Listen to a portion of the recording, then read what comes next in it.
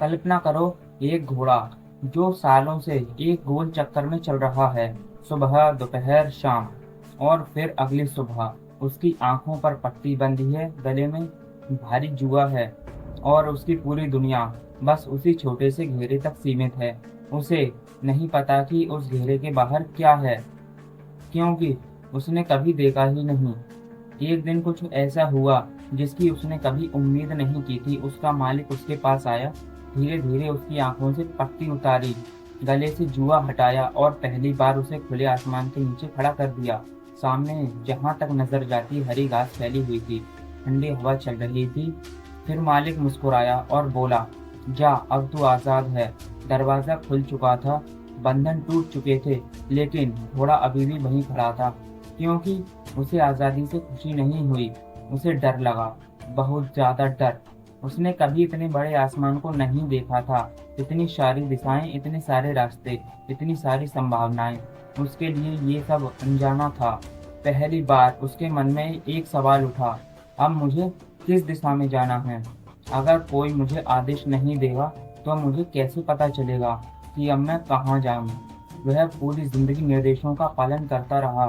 कब चलना है, कितना चलना है, किस दिशा में चलना है, सब कोई और तय करता था। आज पहली बार फैसला उसे खुद लेना था, और यही बात उसे सबसे ज्यादा डरा रही थी। कुछ देर तक वह दुनिया देखता रहा, फिर उसने एक ऐसा काम किया जो शायद किसी ने नहीं सोचा होगा।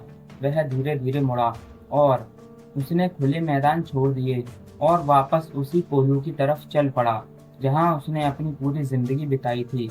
वह पुराने स्थान पर जाकर खड़ा हो गया, सिर झुकाया और बिना किसी जुए के, बिना किसी रस्सी के वहीं गोल गोल चलने लगा, मानो उसके गले में अभी भी बंधन मौजूद हो, मानो वह अब भी कैद हो। असल में उसका शरीर आजाद हो चुका था, लेकिन उसका मन अब भी कैद था। मनोविज्ञान में इसे कहते हैं इंस्टीट्यूशनलाइजेशन।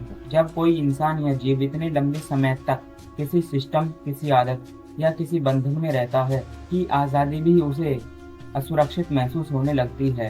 कैद उसकी पहचान बन जाती है और फिर वह अपनी जेल को ही अपना घर समझने लगता है।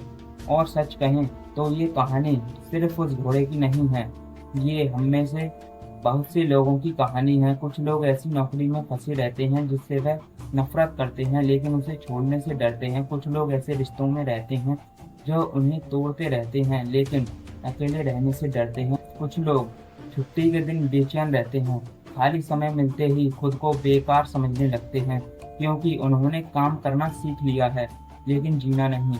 याद रखो, सबसे खतरनाक जेल वो नहीं होती जिसकी दीवारें बार बार दिखाई देती हैं। सबसे खतरनाक जेल वह होती है जो धीरे धीरे दिमाग के अंदर बन जाती है, और एक दिन तुम्हें खुला दरवाज़ा भी कैसे ज़्यादा डरावना लगने लगता है।